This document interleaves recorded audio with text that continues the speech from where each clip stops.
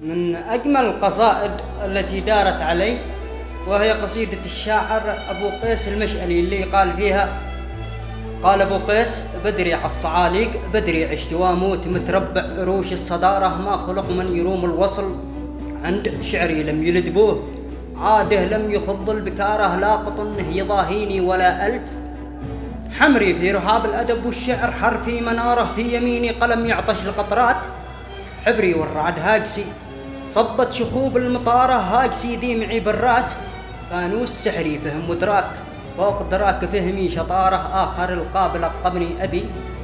بالمعري الفصاحة فصاحة والغزارة غزارة، واحمر العين به والنعم ينشد ظهري بالعوض، كل حاجة شلها عن جدارة والجرادي مكانه ذاك عراس، شقري له بقلب النمر حجمه وكل اعتباره، يرحم الله من يعرف مقامي وقدري مدرستكم،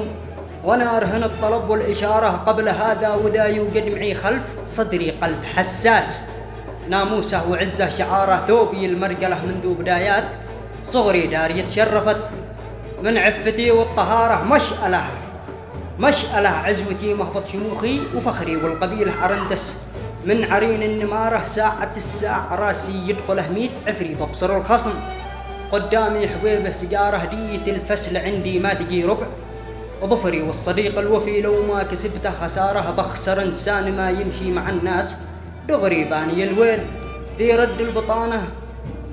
ظهاره يوم ما جيت بانقي شعيري وبري، صدق من قال معرفة القبيل تجاره، صدق من قال معرفة القبيل تجاره.